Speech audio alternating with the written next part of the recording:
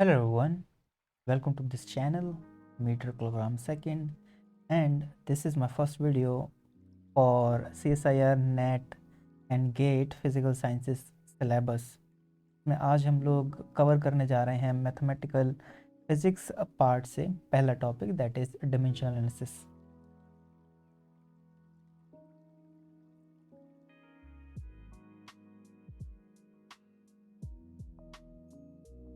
Okay, तो सबसे पहले ये समझ लेते हैं डिमेंशनल एनालिसिस होता क्या है। तो आप लोगों ने देखा होगा, जैसे अगर आप कोई भी फिजिकल क्वांटिटी देखोगे तो वो क्वांटिटी आपकी 7 फंडामेंटल फिजिकल क्वांटिटीज़ में कन्वर्ट हो जाती हैं, या फिर उनमें आप उन्हें लिख सकते हो। तो फंडामेंटल यूनिट्स क्या होती हैं? फंडामेंटल यूनिट्स है क्वांटिटीज़। वो फंडामेंटल यूनिट्स हैं मास, इसकी यूनिट है kilogram, length which is meter, time which is second, and then we have current. Okay. So current is ampere, and then we have temperature. इसकी unit है kelvin या degree Celsius. ठीक है, हम होती 7 हैं लेकिन हम मोस्टली इन्हीं 5 यूनिट्स का इस्तेमाल करते हैं। तो जैसे अगर मैं फोर्स लिखूं तो force can be converted to और written as kilogram metre per second square. बस आपने इसकी यूनिट पढ़ी होगी newton, but newton is a derived unit. तो ड्राइव्ड यूनिट्स को क्या कर सकते हो आप? ड्राइव्ड यूनिट्स को आप कन्वर्ट कर सकते हो फंडामेंटल यूनिट्स में। उन के जो भी फंडामेंटल यूनिट्स यूज़ होगी आप वो लिख सकते हो इस फॉर्मेट में। तो अगर आप किलोग्राम को देखो तो किलोग्राम के लिए मास इस्तेमाल होगा, और मास के लिए हम लोग सिंबल यूज़ करते हैं एम। तो the dimension will be M, and length के लिए हम लोग यूज़ करते हैं एल, और टाइम के लिए यूज़ करते हैं हम टी। तो the dimension will be M L T minus 2। Okay, तो ये आपका क्या होता है, ये डायमेंशनल एनालिसिस में हम लोग आपकी जो भी फिजिकल क्वांटिटीज़ हैं उन्हें फंडामेंटल यूनिट्स में लिखने की कोशिश करते हैं। तो this is the core concept. अब इससे रिलेटेड कुछ रूल्स होते हैं जो आपको समझने होते हैं। तो let us now talk about rules of this. तो रूल्स के बाद हम लोग कुछ क्वेश्चंस करने की कोशिश करेंगे जो CSIR नेट या गेट में आए हुए हैं। तो जो सबसे पहला रूल होता है, तो द फर्स्ट रूल इज आप प्लस और माइनस उन्हीं क्वांटिटीज़ को करोगे जिनका डिमेंशन सेम है। Okay, so you cannot actually add meter plus liter. Okay, so this is very wrong. आप ये नहीं कर सकते, बिकॉज मीटर की जो डायमेंशन है, मीटर की डायमेंशन है L, and litre is different dimension. जो लीटर क्या होगा, लीटर इज़ वॉल्यूम एक्चुअली, तो ये हो जाएगा आपका L³ हो जाएगा। ठीक है, तो आप ऐसे डिफरेंट डायमेंशन वाली क्वांटिटीज़ को ऐड नहीं कर सकते, ना ही आप सब्ट्रैक्ट कर सकते हो। और एक और बात है, वो ये है कि आप सिर्फ सेम डायमेंशन वाली क्वांटिटीज़ को ही कंपेयर कर सकते हो। तो कंपेयर करने का मतलब ये हो गया, आप इक्वल साइन, ग्रेटर देन और लेस देन, ये साइन सिर्फ तब इस्तेमाल कर पाओगे जब आपकी जो डायमेंशन है, डायमेंशन इज सेम। ठीक है, तो अब आप इस तरीके के रूल को, इन दोनों रूल को आप तब इस्तेमाल कर सकते हो जब से आपको ये आइडेंटिफाई करना है या फिर वेरीफाई करना है कि किसी ने जो फार्मूला लिखा हुआ है वो सही है या नहीं सही है। से मैं एक फोर्स का फार्मूला लिखता हूँ। Say I have written F equals M A square. ठीक है, यहाँ पर क्या है, M is your mass and A is your acceleration. तो एक्सेलरेशन क्या होता है? Acceleration is actually change in velocity per unit time, and velocity is actually change in distance या change in length per unit time. तो जो acceleration की dimension आ जाएगी वो आ जाएगी आपकी LT-2। And if you put all the values over here then you will see कि आपका क्या आ जाएगा यहाँ पर, you will actually have m L square T⁻⁻4। But जो आपका फोर्स की डायमेंशन होती है, जैसा कि हम लोगों ने अभी ऊपर देखा था, so that was ml t minus 2. तो as you can actually see कि आपका left hand side is not equal to right hand side, इसका मतलब ये फार्मूला इज़ रॉन्ग। ठीक है, सो इसका इस्तेमाल करके आप बहुत सारे क्वेश्चंस को सॉल्व कर सकते हो CSIR नेट के, जो हम इन सब्सिक्वेंट सेक्शन देखेंगे।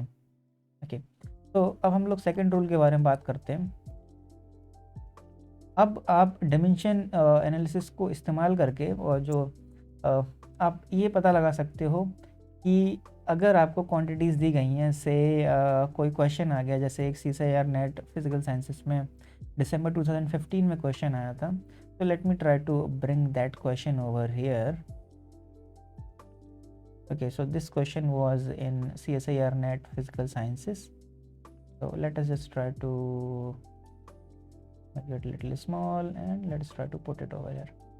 Okay, alright.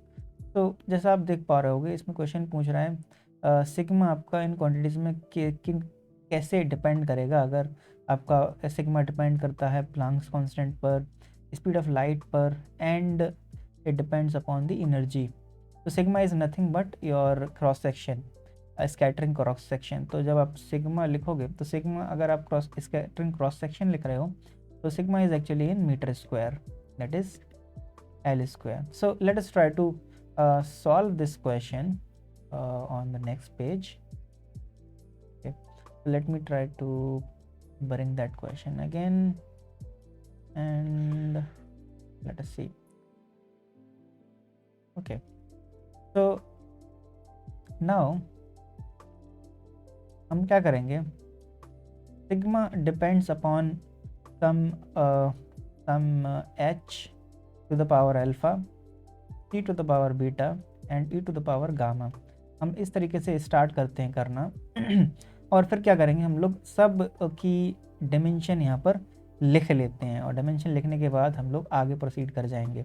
तो अब आपका क्या होगा, sigma is actually L squared and since it is metre square actually, ठीक है, और ये आपका H हो जाएगा आपका जूल सेकेंड।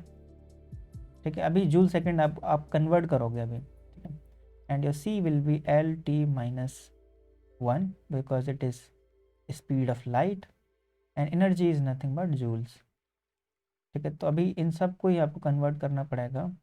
तो let us try to convert them in their basic fundamental units. तो joule is F into S, ठीक है, वर्क डन। तो अब आपका क्या हो जाएगा, ये this will be ML square T minus 2 and similarly आपका यहाँ पर अब आपका क्या हो जाएगा,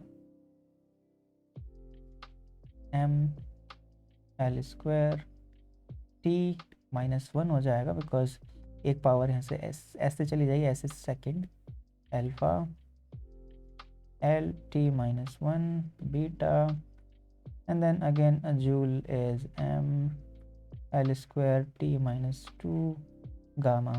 alright, so it is gamma over here। okay, तो अब आप इसके बाद क्या करोगे, आप यहाँ पर सिंस जैसे मैंने आप लोगों को पहले ही बताया हुआ है कि आप सिर्फ वहाँ कंपैरिजन कर पाओगे जहाँ पर आपकी डायमेंशन बराबर होगी। तो जब आप यहाँ कंपेयर कर रहे हो तो इससे हम लोग क्या करेंगे, अल्फ़ा बीटा और गामा की वैल्यू निकाल लेंगे एंड वैल्यू निकालने के बाद आपको क्या मिल जाएगा, आपको एक्चुअली इक्वेशन मिल जाएगी, कौन सी इक्वेशन इनमें से सही है। ठीक है, so let us try to do that. L square equals M to the power alpha and then यहाँ पर कोई M नहीं है, यहाँ पर M है and then let us bring that M plus gamma, alpha plus gamma and then we have L to the to alpha and plus beta and plus 2 gamma and then we have T to the minus alpha and minus beta and minus 2 gamma। Okay, तो यहाँ पर सबसे simple equation पहले solve कर लेते हैं। तो यहाँ से आपको क्या निकल के आएगा, अगर आप यहाँ पर कंपैरिजन करना स्टार्ट करोगे तो यहाँ पर हम मान सकते हैं M is M to the power 0 and L यहाँ पर ऑलरेडी है T टू द पावर 0। ठीक है, तो हम क्या मिल जाएगा, हम यहाँ पर कंपैरिजन कर लेंगे इन दो का इससे एंड देन इस वाले का इससे एंड देन फाइनली इस वाले का टाइम का इससे कंपैरिजन कर लेते हैं and then we'll have 3 different equations, ठीक है। तो आपका मिल जाएगा alpha equals gamma, sorry minus gamma, and you will get 2 alpha plus beta plus 2 gamma equals 2, and you will get minus alpha minus beta and minus 2 gamma equals 0, ठीक है। तो आप यहाँ से सिंपली इन्हें सॉल्व कर सकते हो। Let us try to solve this. तो अगर मैं अल्फा की वैल्यू यहाँ पर डाल दूँ, अल्फा की वैल्यू यहाँ पर डाल दूँ, then it will be minus, okay. So let us try to solve this. Alpha is, तो ये हो जाएगा 2 alpha plus beta and then minus 2 alpha equals 2, and then 2 alpha 2 alpha cancel हो जाएंगे, beta is 2, and let's come over here then। तो अब आपका जब बीटा आपका 2 आ गया तो आप बीटा की वैल्यू यहाँ पर पुट कर सकते हो, एंड बीटा की वैल्यू पुट करने के बाद इन दो इक्वेशंस को आपस में कैंसिल आउट कर सकते हो। तो let us try to put beta in this equation. तो आपका मिल जाएगा 2 alpha plus 2 gamma equals 0, and इससे आपको सेम वही वाली इक्वेशन मिल रही है, ठीक है। तो इससे कोई फ़ायदा नहीं होगा। So let us try to bring everything over here, ठीक है। तो बीटा आप यहाँ पर पुट कर लीजिए। तो यहाँ से आपको क्या मिल जाएगा, it will give you minus alpha minus 2 gamma equals 2, and then alpha minus 2 gamma, आप यहाँ से अल्फा की वैल्यू पुट कर सकते हो यहाँ पे, and that will be gamma minus 2 gamma equals 2, that will give you